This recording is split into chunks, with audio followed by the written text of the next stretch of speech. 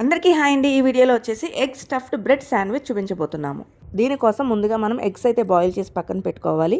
Eggs చల్లారిన తర్వాత egg వైట్ని ఇలా చిన్న చిన్న ముక్కలుగా కట్ చేసుకోవాలి. ఎగ్స్ వేస్తున్నాం కాబట్టి పిల్లలకి హెల్దీ, అలాగే పిల్లలు కూడా చాలా ఇష్టంగా తింటారు. ఇవి నేను ముందుగానే చిన్న చిన్న ముక్కలుగా చాప్ చేసుకున్న ఆనియన్స్. ఇప్పుడు ఈ ఉల్లిపాయ ముక్కల్లో మనం ఇందాక కట్ చేసుకున్న ఎగ్ వైట్, తగినంత ఉప్పు, కారం, అల్లం వెల్లుల్లి పేస్ట్, అలాగే గరం మసాలా యాడ్ చేసుకోవాలి.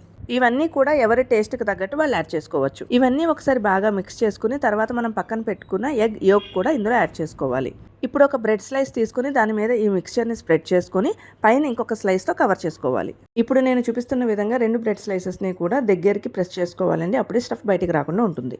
అన్ని స్లైసెస్ని ఇలా రెడీ చేసుకున్న తర్వాత ఒక ప్యాన్లో బటర్ వేసుకుని 2 సైడ్స్ గోల్డెన్ బ్రౌన్ వచ్చే వరకు వేయించుకోవాలి. నేనైతే మా పిల్లలకి నచ్చేట్టు స్నాక్ చాలా సింపుల్గా ప్రిపేర్ చేశానండి. నచ్చిన వాళ్ళు ఇందులో కొత్తిమీర కానీ, lemon, cheese, mayonnaise, tomato ketchup ఇలా మీకు నచ్చిన ఐటమ్ యాడ్ చేసుకోవచ్చు. వీడియో నచ్చితే please do like, share and subscribe.